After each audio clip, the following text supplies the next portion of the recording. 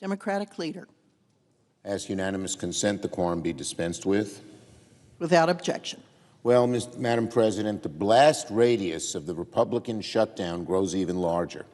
This morning, tens of millions of Americans remain in limbo as this administration continues its crusade against SNAP. The Supreme Court has allowed the administration to withhold benefits as the case makes its way through the lower courts. For this administration to go all the way to the Supreme Court just to get out of having to pay SNAP benefits for hungry kids is pathological levels of vindictiveness. This crisis is in the administration's hands. It's all them, not anyone else. The minute the administration wanted to, it could find a fix for SNAP and ensure that people don't go hungry. But they're not choosing to act in what is really a nasty act of hostage-taking against the most vulnerable people in our society. Let me read what the Rhode Island judge said earlier this week about this case. Quote, "People have gone without for too long.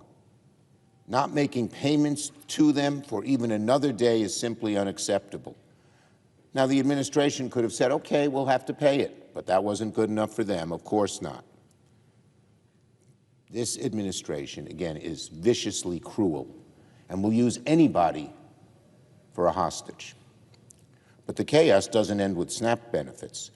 39 days into the crisis, the FAA has ordered a 10% cut of flights at America's busiest airports, and Secretary Duffy warned it could soon reach 20%. As of this morning, over 1,000 flights have been canceled. Travelers are standing in line for hours just to get through security. Parents traveling to see their kids have had their plans turned upside down. People traveling for funerals, family reunions, business trips have all too often been met with chaos. But what's happening at America's airports right now is not an accident, it's a stunt. Look at the way the order was designed. 4% of flights canceled yesterday at 40 major airports, with plans to ramp up day to day until it hits 10% and maybe 20%. How much more transparently political can you get? This isn't about safety. It's about politics masquerading as safety. When air traffic controllers are working without pay, when the system is strained to its limit, the solution isn't to cancel flights. It's to pay the worker and open up the government, which the administration could do right now. As I understand it, under previous shutdowns, airports were never shut down. But again, the level that this administration, the level that they will go to, putting the American people in discomfort and worse, is unprecedented. Instead of negotiating with Democrats to lower costs, Republicans would rather let air traffic controllers go unpaid. Instead of negotiating with Democrats to reopen the government, they'd rather ground flights. Instead of negotiating with Democrats to help families, they're punishing travelers. Instead of governing, Republicans are playing games with people's livelihoods. And they have the ability to pay the air traffic controllers like they sent money, just as Trump sent money to Argentina, $20 billion. If they wanted to find the money, they could. Absolutely.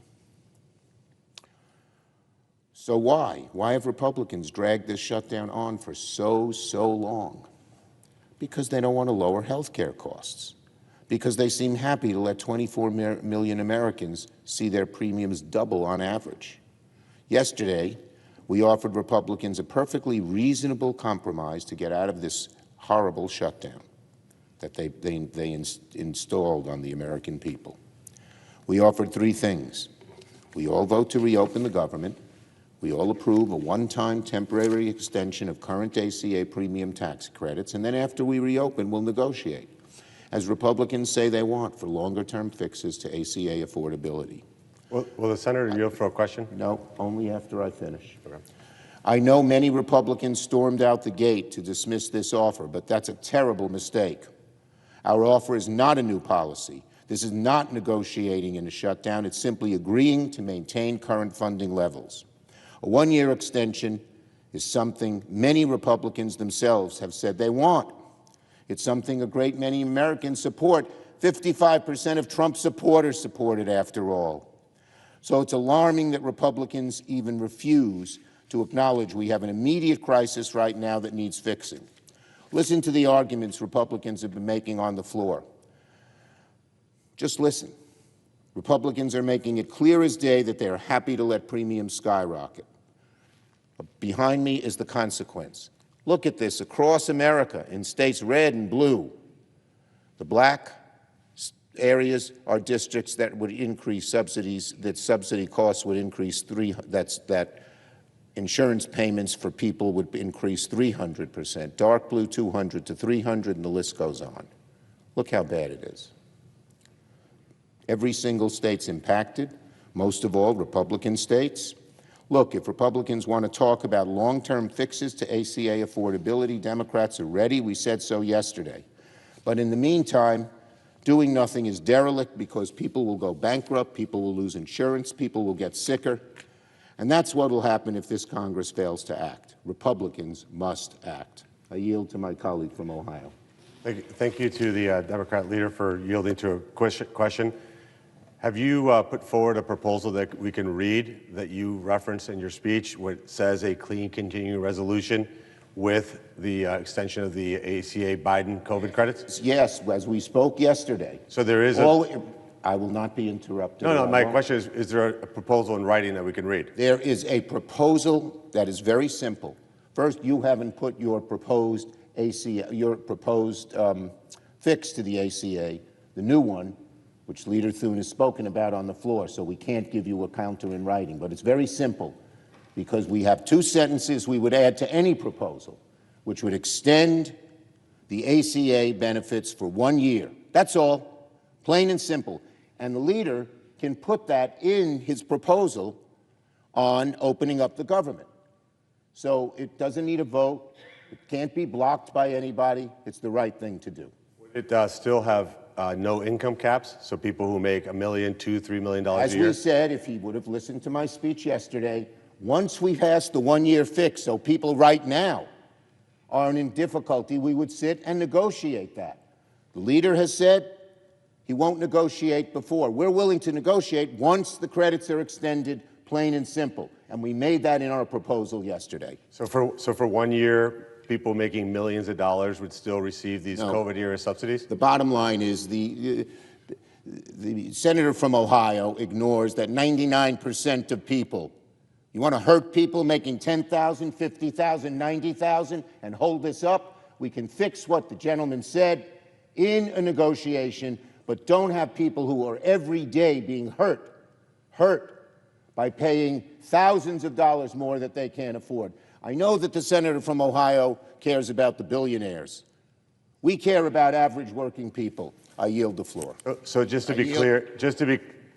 President. Was recognized. So just to be clear, what you heard from the minority leader was the following. I just want to recap it for those of you who might have missed.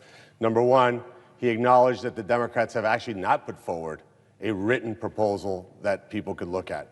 Number two, he acknowledged that his plan would be to allow millionaires, let me just say that clearly, people making millions of dollars would receive Biden-era COVID Obamacare subsidies. You heard that right. No income cap. I was going to ask him before he stormed out of the room, because evidently he doesn't want to hear any opposing views or actually engage in meaningful negotiation. He would have heard me ask the next question, Madam President, which is, would he continue $0 premiums, which we know for a fact have enormous levels of fraud? If he had stayed, I would have asked him a third question. Does he want these monies to go directly to insurance companies? Let me repeat that, Madam President, because I don't think the American people have been told the truth here. This money does not go to people on Obamacare. This is a check written from the federal government to the wealthiest insurance companies on the planet. He wants no income caps, millionaires getting COVID subsidies. He wants $0 premiums that are filled with fraud. And he wants to enrich insurance companies even more. And because he can't get that, here's the irony. There's federal workers, military, TSA, the clerks here that aren't receiving paychecks, that might get their health insurance canceled because we're not sending the premiums in. He's doing this to help people who have made millions of dollars already with this flawed healthcare system.